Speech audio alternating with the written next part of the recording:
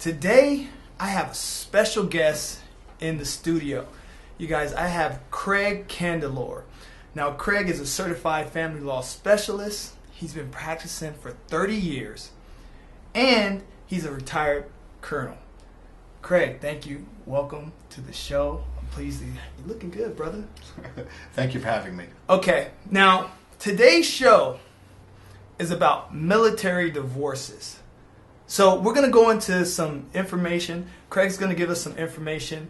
And you guys, if you're a serviceman, woman, or in the military, and you guys want to get some information about divorces, this guy's the specialist. So Craig, give him a little something about yourself.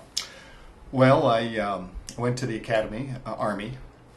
Is there any other service? I'm sorry. I did my 5 years active duty, and then I stayed in the reserves, but I activated for Desert Storm 1 and also Iraqi Freedom. So did some time abroad, and I really understand the service of people serving on active duty. Nice, nice. Now, Craig is also the senior attorney at the Men's Legal Center, and he's been practicing for how long?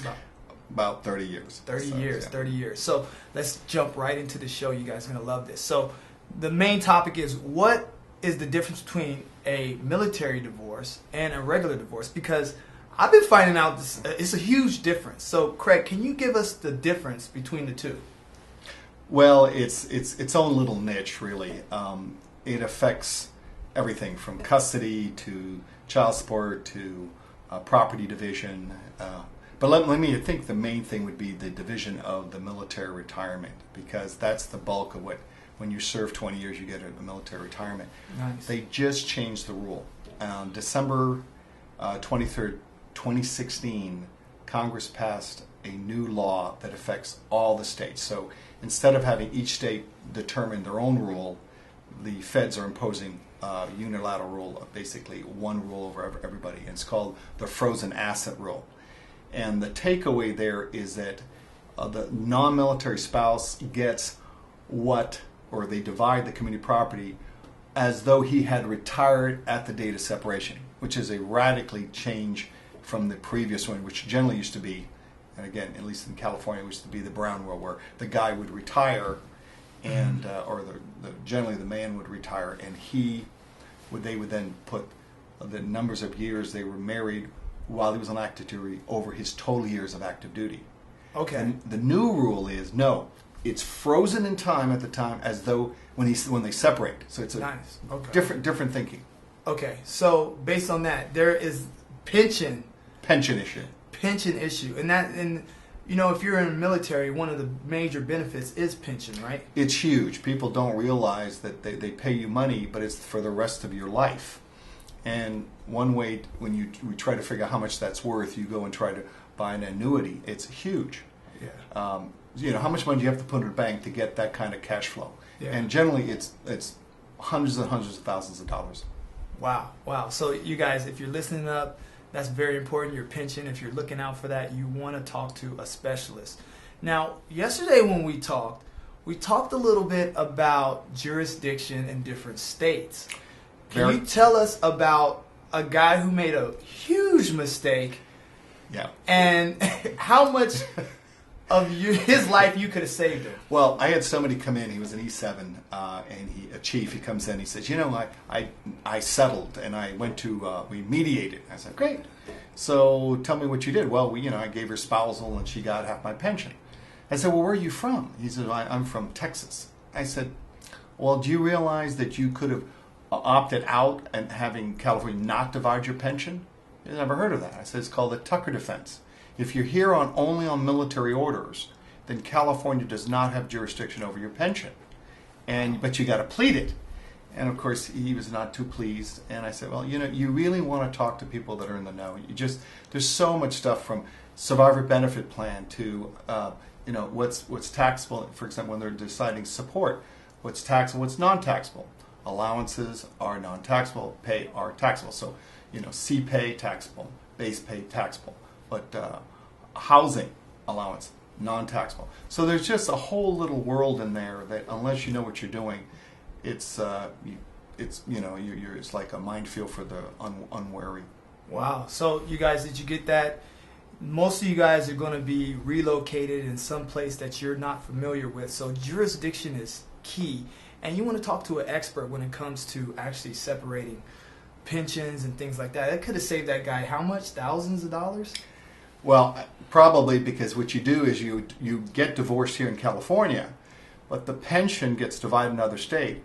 And a lot easier said than done, because how do you generate that? There's already been a divorce. Do you understand? So, yeah. In the practical way for the let's say the non-military spouse to divide it, it's an uphill battle. Just Wow. the practical realities. Wow. Now, we also spoke a little bit in depth about mediation, and you were telling me about some guy who actually decided, hey, listen, we're just going to mediate, and we're just gonna agree to agree. Well, the problem when you mediate is you don't know what you're giving up. And the mediator, if he's a true neutral, he's not telling you what your rights are. I mean, I have a case that's actually non-military, but somebody came in and he says, I mediated and I settled everything. I said, well, okay, so are you paying spousal? He says, yes, I'm paying spousal. I said, what do you do? Well, I'm a construction guy. And did you waive spousal? He says, yeah. I said, wait a minute. Could you lose your job tomorrow? I said, sure, downturn in the economy. Well, why did you waive spousal? You've shown. If the other side is getting spousal, shouldn't you have reserved? And of course, by the time he left, he was, not happy. I said, you don't know what you're giving up. You just don't know. Talk to somebody who knows, and then if you want to mediate, you do that. But at least understand the rules of the road. Understand all the different categories, what you should give up, not give up, what was the most likely outcome if you went to court. Exactly. So, you guys, if it's not clear by now, I'm assuming when you're in court and you get an attorney who's representing somebody in the military and that person has no expertise in that, it's just a slam dunk, I'm assuming, right?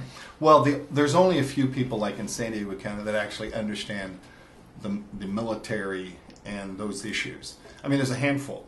Mm-hmm. Generally, I'm on the other side, and we're talking, legalese, because, it's how you word it. Do you understand? It's just very weird. For example, with the new rule, the spouse has not an incentive to wait for the military person, let's assume it's a man, to retire, so they want their money right up front. So normally if you're representing let's say the non-military spouse, you want to get a Gilmore. So as soon as they get their 20 and eligible to retire, you want the non-military spouse to actually go in and get her pension, even though he may stay on active duty. Do you understand? Yes. And so there's all these negotiations that you want to take place. Survivor benefit plan. How do you divide the SBP? I mean, it just goes on and on and on and on. Wow. So, hey, you guys just got thousands and thousands of dollars of information. Craig, where can they find you at? Well, I'm a senior attorney at the Men's Legal Center. You can go online, Men's Legal Center, Family Law Advocates here in San Diego. Our telephone number is 619-234-3838. Again, 619-234-3838. We're here to help. I've been in your shoes. I've worn your uniform for 32 years. Please call me. I'll give you the answers. All right, guys. So you just got some great information. If you guys got anybody who's a man or woman in the service and they're thinking about leaning towards divorce, make sure you share this information with them. It's that important. And in the meantime, I'll see you guys next week. Remember, keep it legal.